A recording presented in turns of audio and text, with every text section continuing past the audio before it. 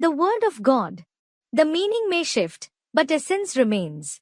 बाबा ये refine changing जो शब्द आया है मूल्य में, ये एक तरफ का बचाव का शब्द नहीं है? Student, aren't the words refining and changing that have come in the Murli a means of defense?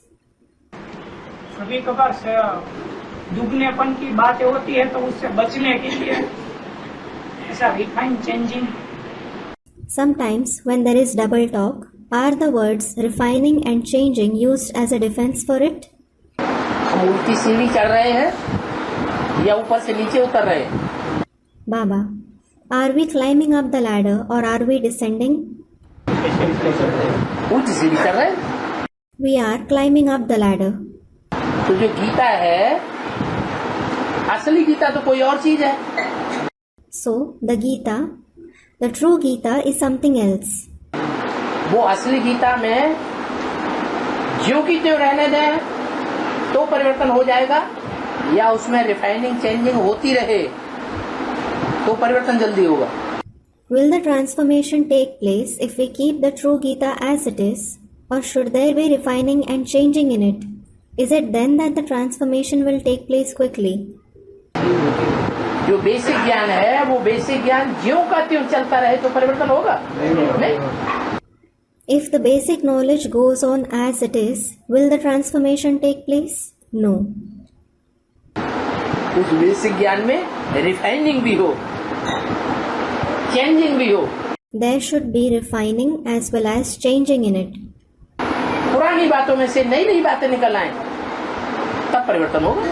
New concepts should come up from the old concepts. It is then that the transformation will take place. तुमको ऐसा क्यों दिखाई पड़ता है कि बाबा अपनी safety के लिए बोलता है ऐसा? Why do you perceive that Baba says this for his safety?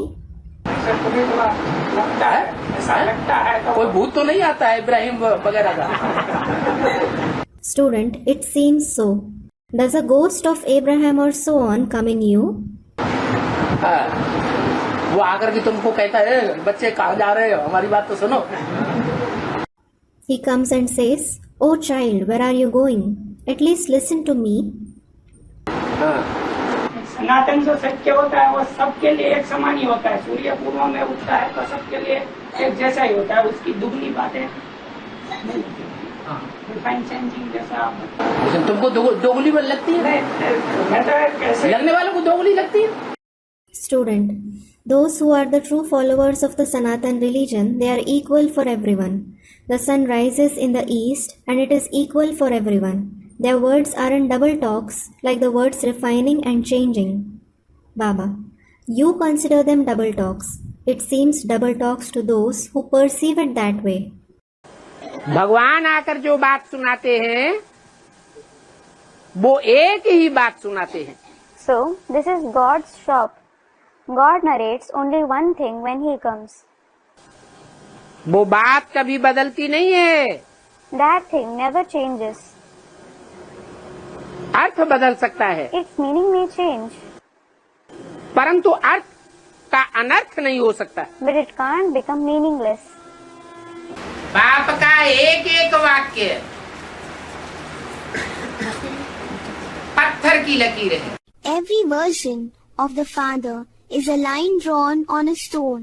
जैसे पत्थर की लकीर मिटाई नहीं जा सकती, Just as a line drawn on a stone cannot be erased, ऐसे बाप के महावाक्य चाहे मुरली में आए हो ब्रह्मा के मुख से, similarly, the Mahavakya, that is, versions of the Father, whether they have emerged in the form of Murli, through the mouth of Brahma, और चाहे बाप जब टीचर का रूप धारण करता है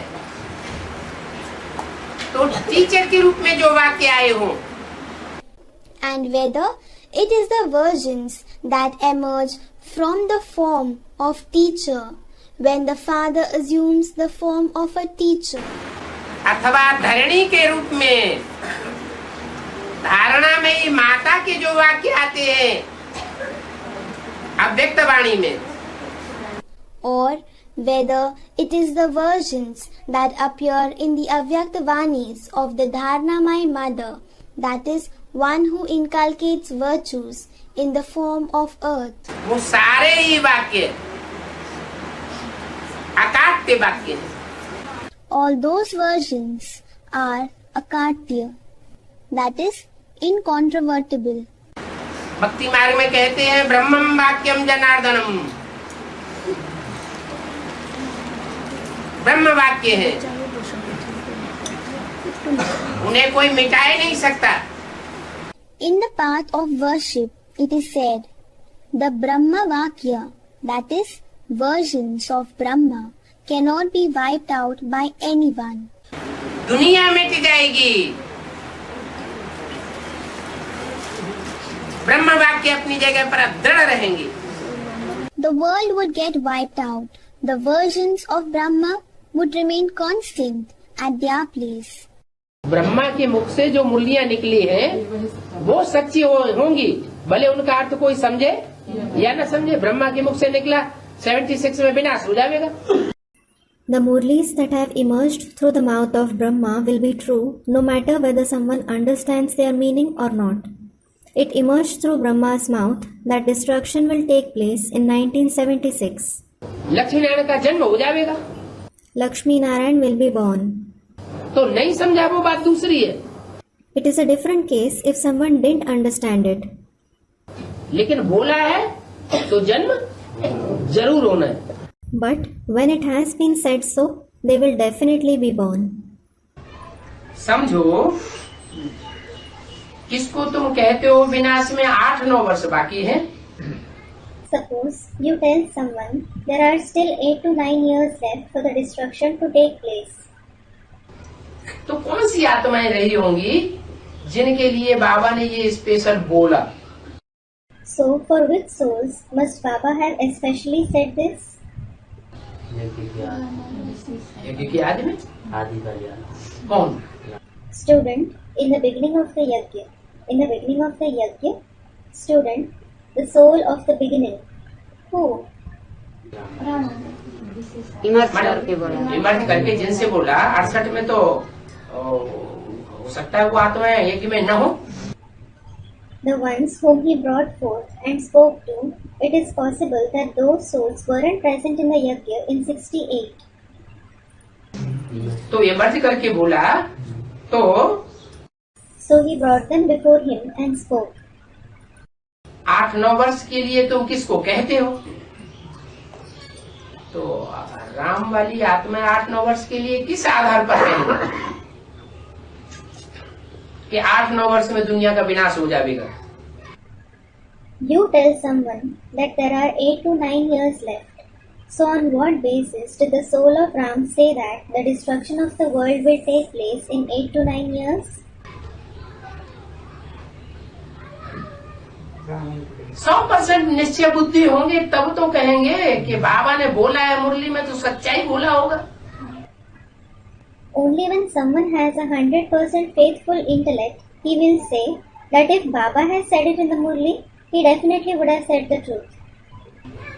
इसमें हीला हवाला करके और दुधला भी बोलने की तो बात ही नहीं। There is no question of speaking incoherently or without confidence in this. क्या बाबा ने जो बोला ब्रह्मा मुख से, ब्रह्मम वाक्यम जनार्दनम, शास्त्रों में भी पढ़ते सुनते आए। What? Whatever Baba said through the mouth of Brahma, Brahmam Vakyam Janardanam, the versions of Brahma are unchangeable. We have also been reading and hearing it in the scriptures. है तो पक्का निश्चय पूर्वक बोलेंगे तो फकुर से बोलेंगे, और जिनको पक्का निश्चय नहीं होगा वो थोड़ा दुदला दुदला के बोलेंगे, पता नहीं हमारी बात मानेंगे कि नहीं मानेंगे, होगा कि नहीं होगा। So when someone speaks with firm faith, they will speak proudly, and those who don't have firm faith, they will speak with uncertainty, thinking, I don't know whether they will accept my words or not, whether it will happen or not. मनुष्य से भूलें होती हैं। The one who is an effigy of mistakes himself is called a human being. A human being makes mistakes. भगवान से भूल होने की कोई संभावना नहीं होती। There is no possibility of God making mistakes. तो जो भी बातें भगवान बाप ने बोली हुई है, वो ब्राह्मणों को निश्चय बुद्धि होकर के समझना चाहिए कि वो पत्थर की लकीर है।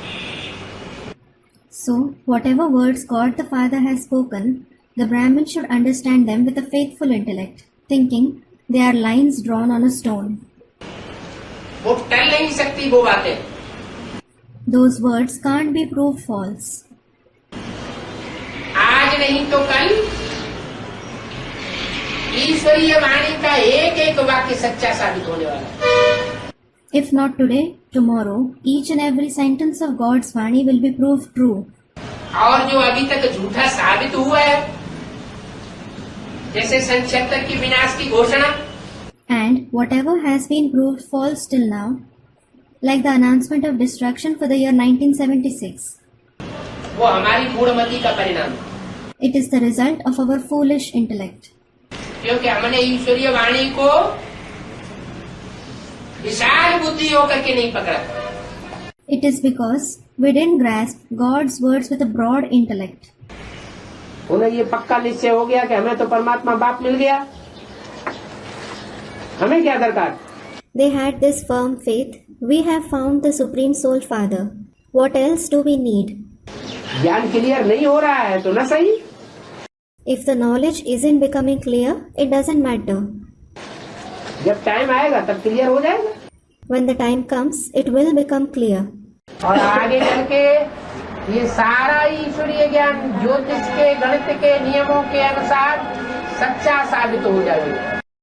And in the future, this entire Ishvariya knowledge will be proved true according to the rules of astrology and mathematics.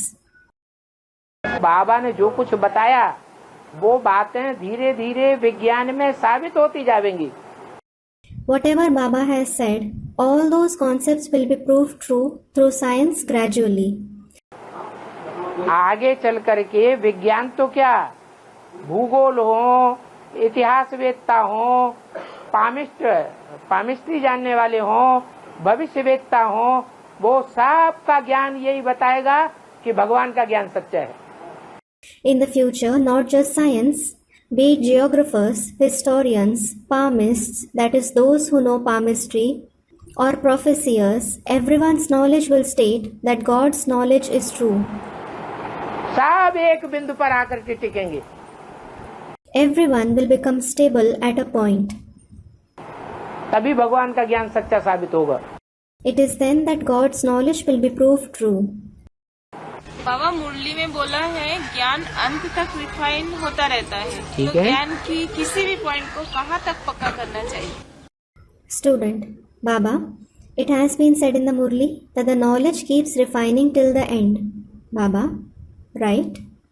Student, so to what extent should we make any point of knowledge firm? कहाँ तक पक्का करना चाहिए? जब तक जीना है तब तक पक्का ही करते रहना चाहिए। Baba, to what extent should you make it firm? You have to keep making it firm until you live. जब बता दिया कि ज्ञान इतना अखूट है कि सारे सागर की स्याही बनाओ और सारे जंगल की कलम बनाओ तो भी पूरा नहीं होता है। When it has been said, the knowledge is so vast that if you make the entire ocean into ink and all the trees of the jungle into pens, even then it doesn't complete. अंत नहीं है इसका। There is no end to it. जब देवान का अंत हो जाएगा तो ज्ञान का भी अंत हो जाएगा। When body consciousness ends, the knowledge will also end. इसलिए जब तक देवान में जीना है तब तक पीना है। This is why you have to drink the water of knowledge until you live in body consciousness.